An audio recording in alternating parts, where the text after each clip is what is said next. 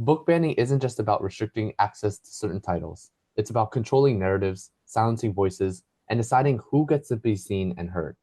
In recent years, we've witnessed an alarming rise in censorship efforts targeting books that tackle race, history, identity, and difficult truths.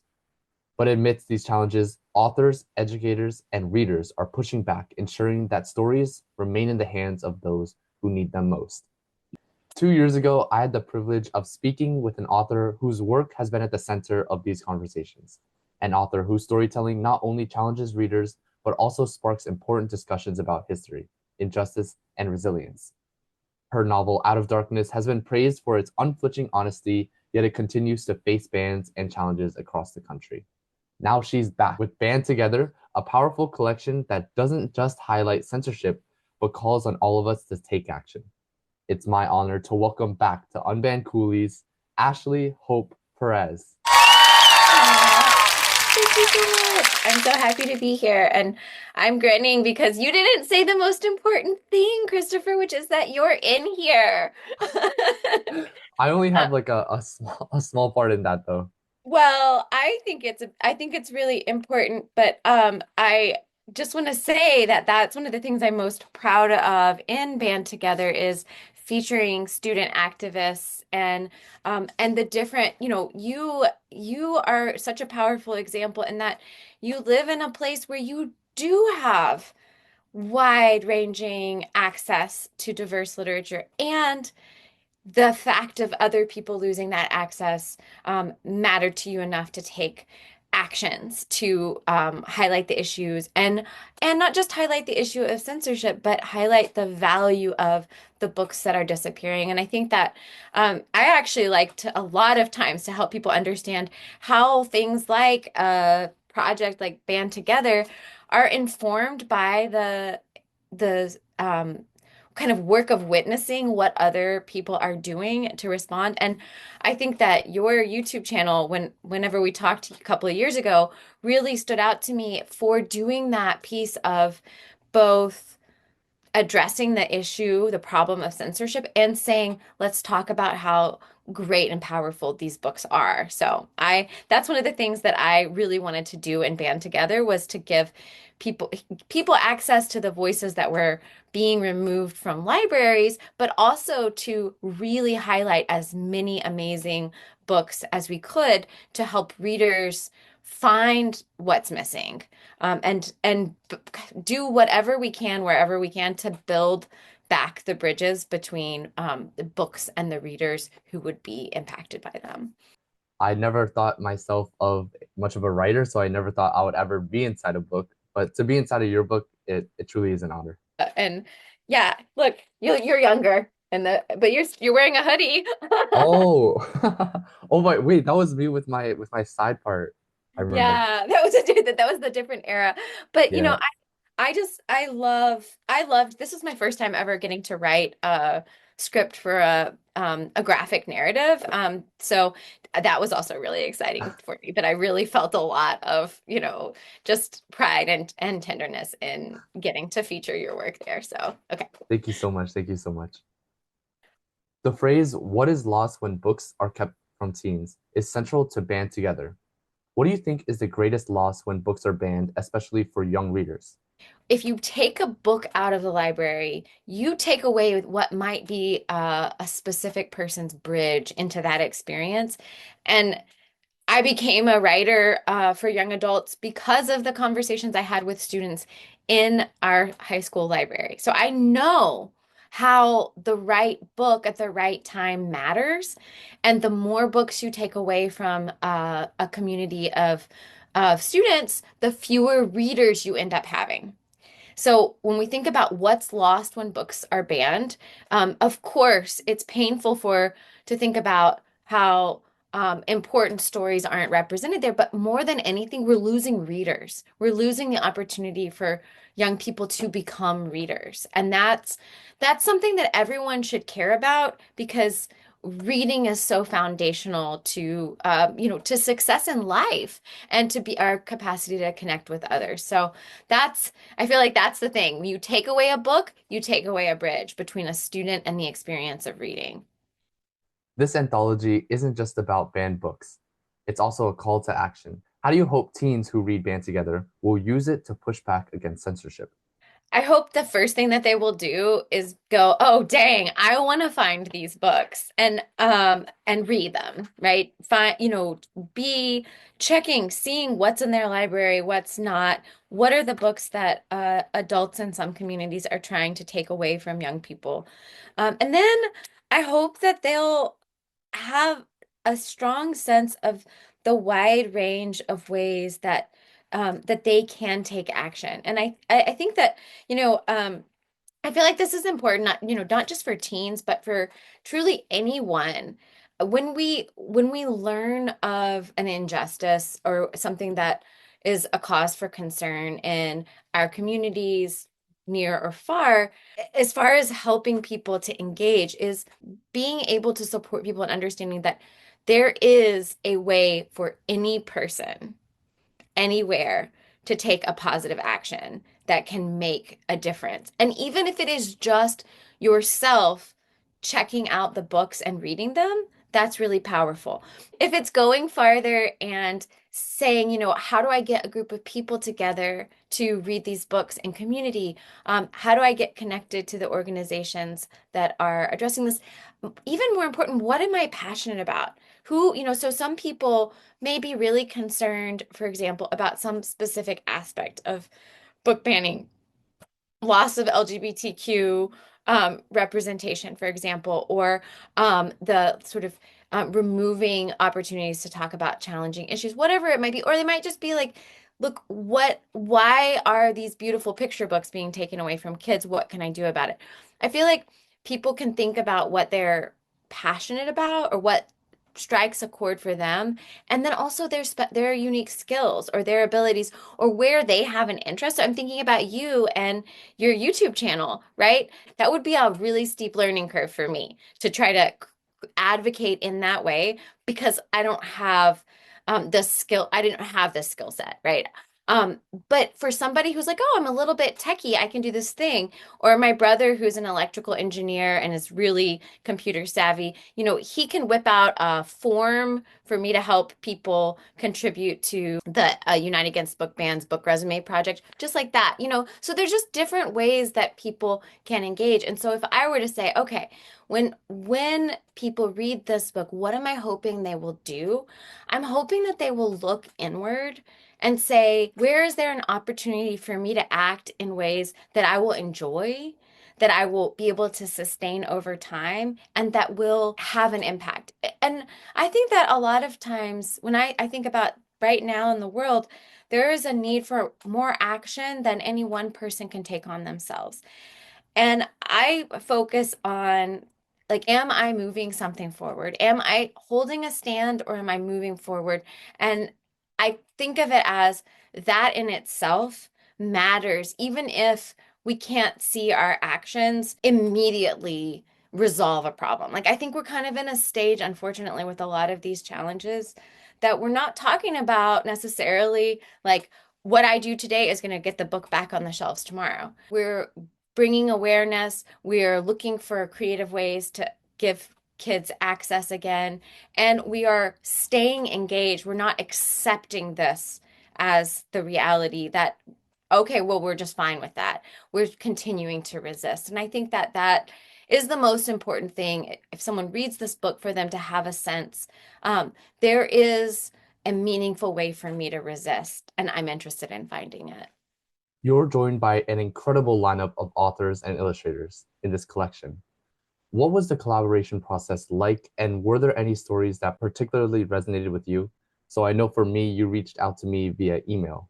One of the things that has come out of being banned since the very first of the big book bans in 2021 is that I have interacted with so many incredible storytellers and illustrators and advocates. And so, and if anything, the challenge was recognizing that we had to establish a scope, and it could, the anthology wasn't going to be 400 pages long. I had the privilege, of having a lot of people I've worked closely with be interested in it, and also people that I just really admire. So I'm thinking about like an example of how that happens.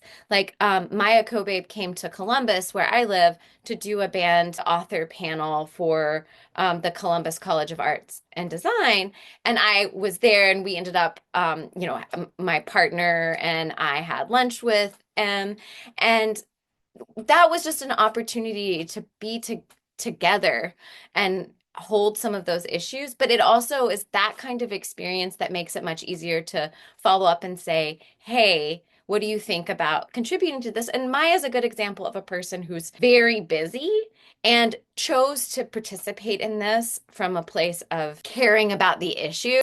And that's the case for every contributor. This isn't like a big money making proposition for our contributors, but it's an opportunity to go back and say, I have a chance to reach those readers who aren't reading my words in their libraries anymore. Let me take that step. And I think that that's how a lot of our contributors approached it, was to say, what do I do in this moment where I'm being given back the chance to speak to readers who, in many places, won't find my other books on the shelf. So I think that was a big part. And the collaboration, I have to say, for better or for worse, I'm a very hands-on editor. I'm an author, I'm a literature professor, I was an English teacher, and all my friends know this about me, that if they ask me to read something, they need to be very clear about what kind of feedback they want, because my way is sort of like, oh wow, like here are 400 possibilities, and let's rewrite this and let's move this. And so I for the writers who enjoyed that kind of approach, we were really involved very early. So there were some first like early drafts I saw, and then worked with the writers to kind of really put their work in conversation with the other pieces in particular ways. And then there were other people who are much more independent, which is great too. You want to support people however they approach things. That is just to come back to your question about collaboration. There was a lot of exchange in terms of how we worked together to shape the final piece. And I think that's one of the things that people maybe don't realize is just it's actually very painful to open up the experience of being banned over and over. And so I'm thinking about just the ways that some contributors, reached a place of overwhelm or, real like, can I do this one more time? And I was really grateful to have the opportunity to not just be an editor, but to be a friend, to provide support and solidarity in that experience. And there are also extremely good reasons for authors to step back and not tell their story one more time if it's costing them too much personally. But I'm really grateful for the authors and the illustrators, the creators who walked into this project and walked to the end with us, which was basically everyone. I'm a relentlessly optimistic person, and at least most of the time. And so I feel like one of my opportunities to support others is in that, like, helping people reconnect again and again to the why, the like, why does this matter? Where's the opportunity? And supporting people and checking, like, is this an action that's available to you right now while taking care of yourself? And if it is, I want to support you. And if it's not, I want to support you in setting it down and stepping back and taking care of yourself. Are you saying that everybody you asked basically said yes? Everybody who agreed to do the anthology did the anthology. You know what I mean? And sometimes with anthologies, people, drop out for various reasons, it's just a thing. But I felt really honored by that kind of very deep commitment that I felt from every single contributor. Censors often claim that they are protecting children by removing books from shelves. In this case, censors are parents.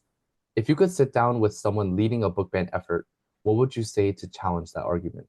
I've had a few of these conversations, but for the most part, censors don't want to hear from us, or they don't, or they don't invite us into conversation. They don't accept our invitations to conversation. But I think that I actually remember working with a school board leader in Leander, Texas, which is the first of those big book bans, and she was so inspiring to me because even though she was struggling with these Parent groups or community members, I've dealt with a number of situations where it's very clear that the people bringing the challenges do not have children in the school district. Their kids have graduated, or they are grandparents, or they are concerned community members. So we're really talking about adults with an agenda.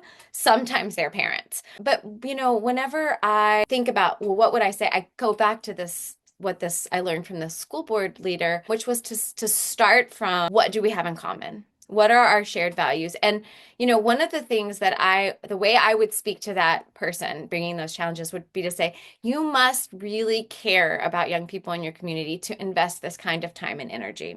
So thank you for that level of concern. Let's talk about the difference between young people reading books that address a range of issues and endorsing anything about those realities. I often like to help people understand there are tons of realities in my books that I don't want for my characters. And I would like to have the opportunity to explain to those adults, well, why is it important? And I often go back to the books that these folks are not the ones to challenge. Like the Bible is full of distressing situations, incest, murder, war, genocide. Like there's a lot in there that's really distressing. There's erotic poetry. There's all this stuff. Why does that work belong in a school library? Is because when we have encounters with those kinds of situations in literature, we're not simply seeing it and saying, like, oh, okay, I'm going to go do that. We're opening up a space of imagination or reflection where we actually think about our values. And so, even for parents who say, well, this book does not match my set of values, I would say, hey, that's a great opportunity for your young person to clarify their values in relation to this representation. It's, have conversations, but when you take the books away, you take away the opportunity for that reflection. And that doesn't protect young people. It leaves them unprepared to navigate situations in the real world. And I will get pretty passionate in some aspects of that conversation because I find it deeply offensive when people try to tell me, as someone who survived sexual abuse as a child, that books representing that experience are harmful to survivors. And I know that I needed books that represented that reality and represented it as harmful and wrong. And that matters. And so when people try to suggest that representing painful realities is the cause of harm, as opposed to recognizing, no, the book is calling out the harm. The book is allowing the harm to be understood and made visible as harm. That's where I get maybe more emotional and like I lose my cool. Because I mean, I've had people say that directly to address that claim at Out of Darkness, that it's, it is harmful to women or harmful to people who've experienced sexual abuse to represent those realities. Your novel, Out of Darkness, has been frequently challenged and even banned in some schools.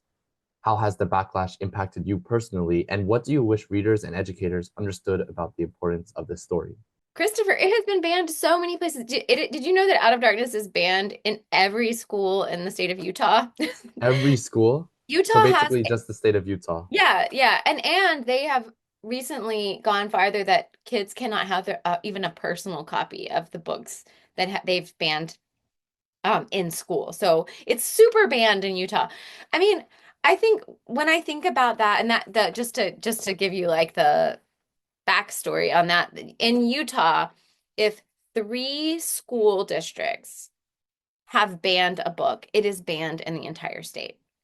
That's their law, which is very extreme. It's very oriented towards taking away even those communities that are trying to protect access, overruling the judgment of the professionals and leaders in those communities. It's about forcing a restrictive practice on every school district. It's unconstitutional, and unfortunately, it's one of those things where it's like things, there is no constitution fairy. As anybody who's paying attention to what's going on in the news right now is probably aware, there is no constitution fairy who comes along and like bops leaders on the head and says you can't do that. It requires lawsuits and everything to challenge those things, and that is such a slow process. So it's really painful. So I was just saying, it's like, unfortunately, it's been challenged many places. It's been banned many places. I don't even know what the number is. I'd probably cry if I looked it up.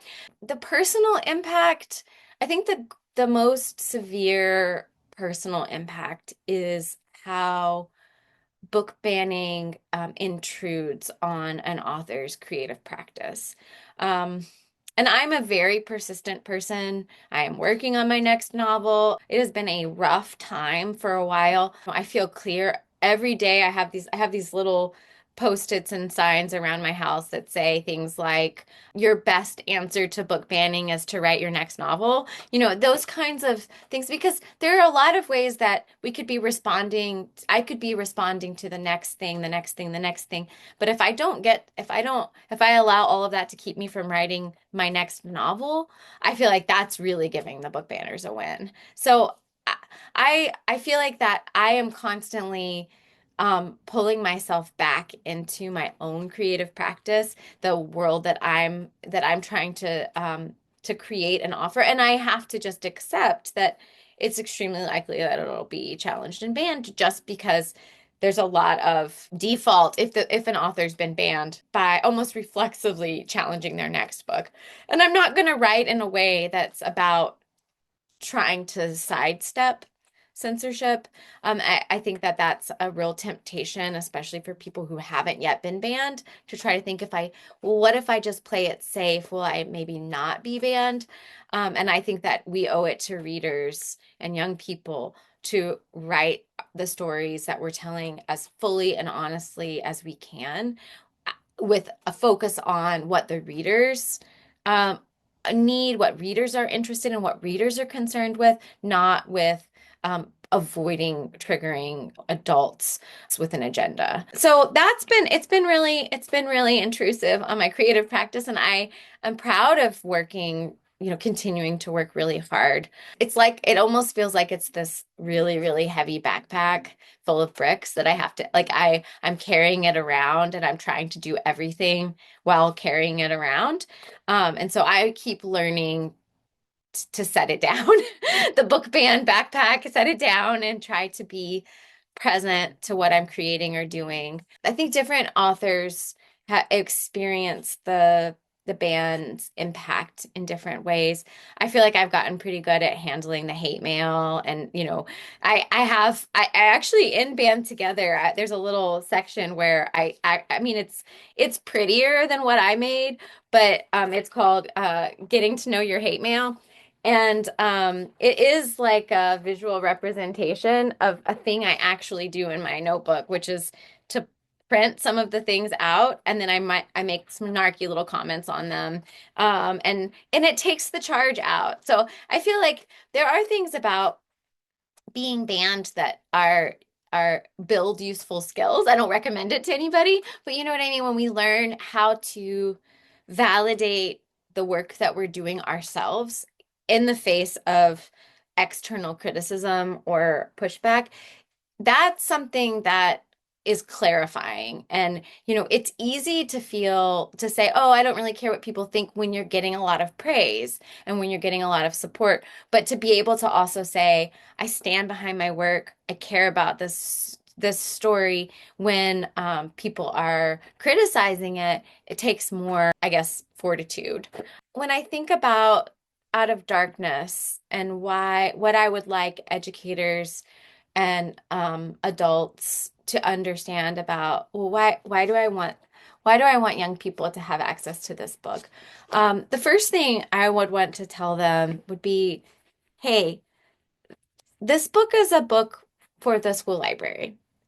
I don't know anyone who's ever taught this as a classroom text, but it's a really challenging book. And also, it's a book that is just right for some reader, particularly a reader who is interested in understanding how racism has affected different communities, a reader who is willing to see how the harms of racism, the harms of male dominance and in the 1930s, how they affected human possibility. I think in Out of Darkness, people have a chance to see what could be and how these different realities really crush possibilities for some beautiful characters that readers come to love.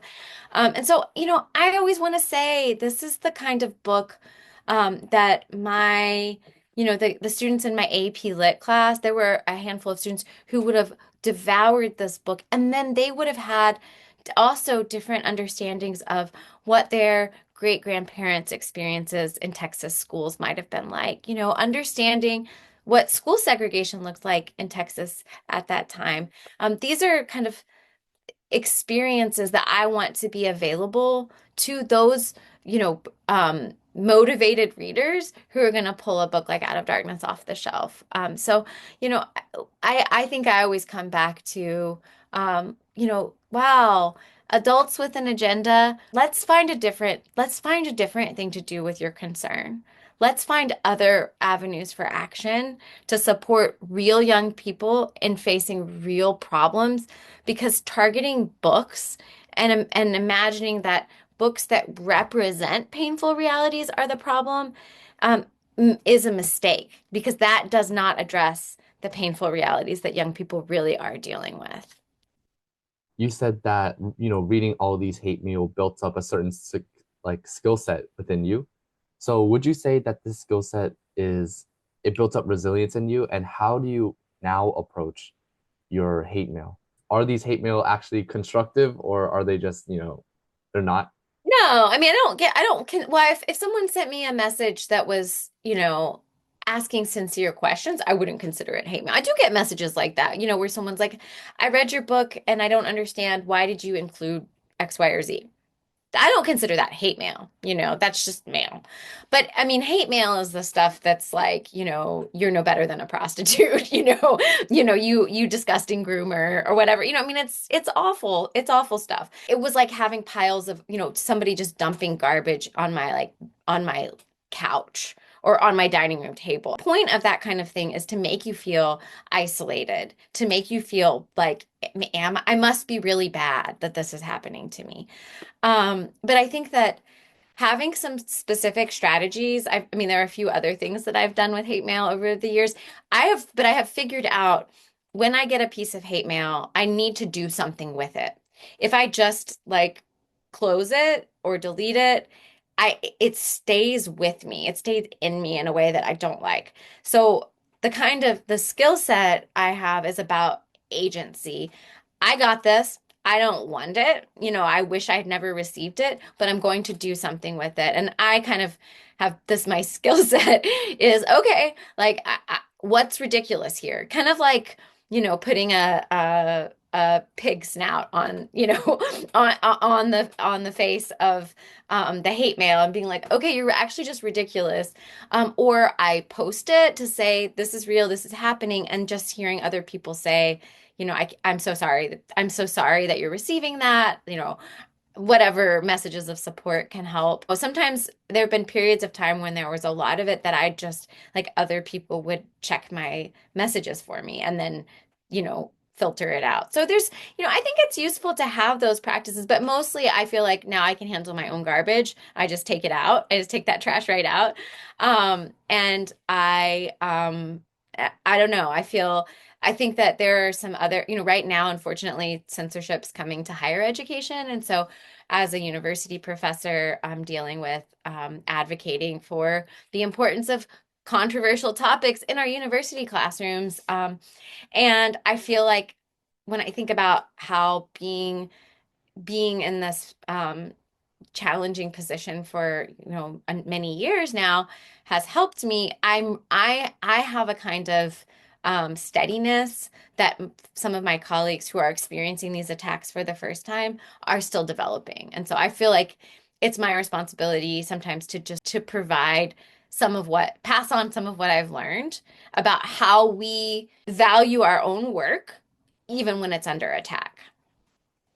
Censorship has always existed, but as Band Together reminds us, so has resistance. The fight against book bans isn't just about preserving literature, it's about protecting voices and defending truth. Ashley, your courage, storytelling, and tireless advocacy continue to light the way for so many. Through Out of Darkness, you've uncovered buried histories. With Band Together, you've united a chorus of voices that remind us we are not alone in this fight. Your work isn't just literature, it's movement, memory, and a call to action. To everyone watching, read Band Together, share it, and stand up for the stories that shape us.